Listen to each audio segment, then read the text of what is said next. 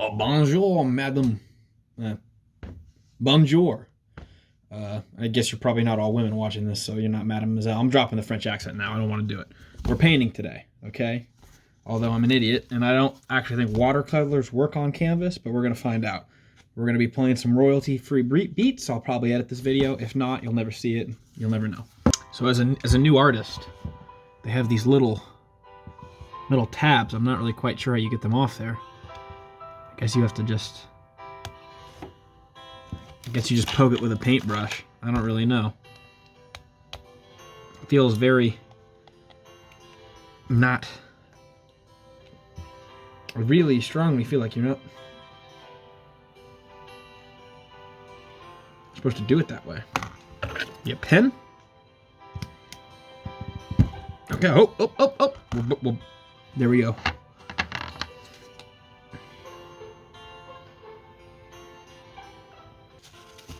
Do you think this is what Pablo Picasso felt like?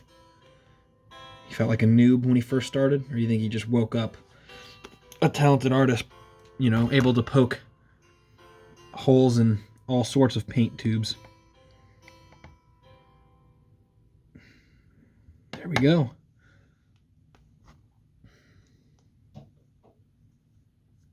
Better change the music. That one ran out. Happy. Probably a good one. Actually, let's do smile.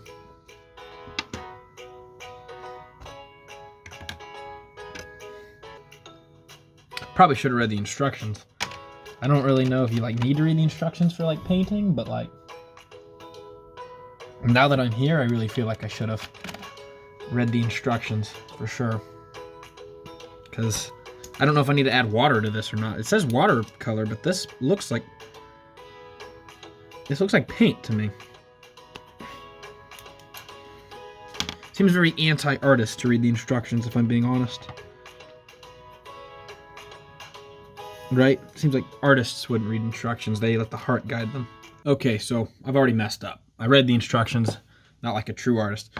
So we're actually supposed to add just a pea-sized amount into this, and then put water in it to highlight the colors. But I put a whole glob in there with no water. So now we're gonna have a watering bowl, similar to a dog. We're gonna dip our brush in here. And I guess if we want a lighter shade, we're just gonna put more water in it. I guess. I don't really know what I'm gonna do. This is the mixing area for you new artists out there like me. And we're only gonna limit ourselves to these 5 colors today. We can do more, but how can you be creative with all of these colors? It seems impossible to be creative with 10 colors. It seems like you have to be more creative with the lesser colors. So we're gonna stick with 5 colors. And I'm feeling pretty happy, so we went pretty light, except for this black, because you can't have the light without the dark. Just how it is. So now we'll start. I'll keep it running, actually. It'll be a mix of me listening to music and me watching The Sopranos. My aura has been ruined, but this is kind of what we're working with now. It was originally supposed to be an art piece called 4 Strokes, because each of the strokes of the different colors are going a different way. So left, up, down, right. But this is what we're working with now because it was ruined. I don't really know what I'm going to turn it into, but I'm going to turn it into something for sure. This piece started out, this is what it looks like, okay? This started out being called 4 Strokes, and it was supposed to go, oops, I'm going to bleep that, brick. Each color was supposed to be stroked a different way. For example, this was stroked down, this was stroked out, this was stroked up, and that was stroked out. So each color stroked a different way, hence the name 4 Strokes.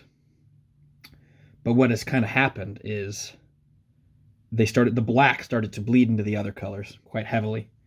And you know what? I just didn't like it. And then I tried to swirl the color. So I tried to make all the orange swirl around to the black, and then the red swirl around to the black, and the blue swirl around to the black, and just make a circle, symbolizing a circle, I guess. And then it just ended up as kind of a big black blob in the middle. So then I got a bunch of red, I started spreading it out, and now it kind of looks like a pair of lips, or you could even make the argument it kind of looks like a vagina, you know. However you want to look at it. I mean, that's what art is up for interpretation, but I'm not finished with this yet. It could also be some sort of bloody lemon. I think this is about where we're going to leave off. I have one more last idea I'm going to do, and then this art piece is finished. Ready for sale to the highest bidder. I'm going to splash flecks of paint on it. I feel like that's always a good element to improve it. Nah, I don't like that actually. I'm not. Ooh, cut my brush. I think that's kind of trashy. I don't like that.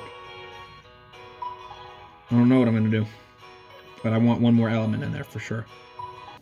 So what I want to do, the finishing piece to this, is I want it to bleed together, and I don't really know how I'm gonna get that. So I'm just gonna wet every kind of I'm just gonna with my little sucking brush, I'm gonna wet just like pieces of it, like here and there. I'm just gonna get it wet all around kind of the corners. I thought about just putting it under the water and shaking it, but I think this will make it look better, or it'll make it look much, much worse.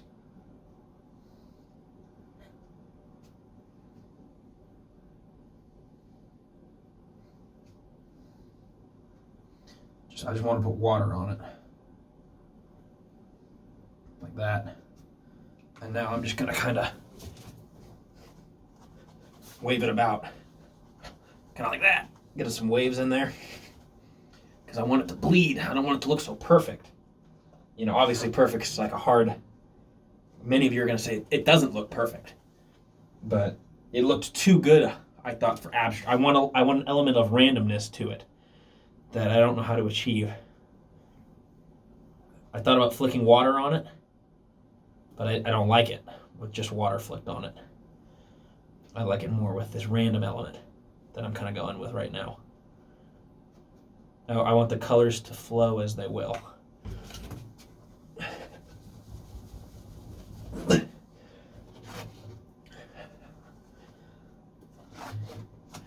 This isn't really working as well as I wanted it to. Maybe I need more water up top. Give it a couple shakes down. Okay, so that absolutely did not work.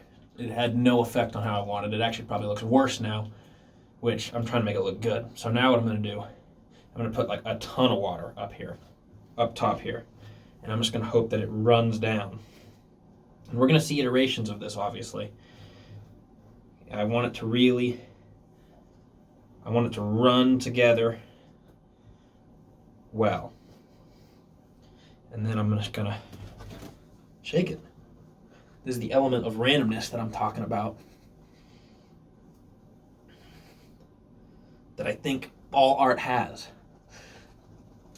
Yeah, just get a couple shakes in. Come on. I don't like this up top. I think if I'm going to do that, I need water.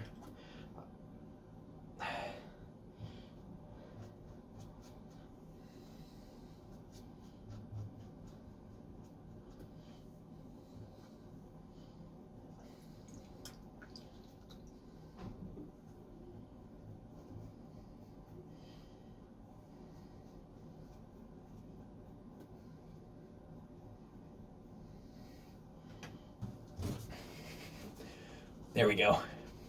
Now it's art.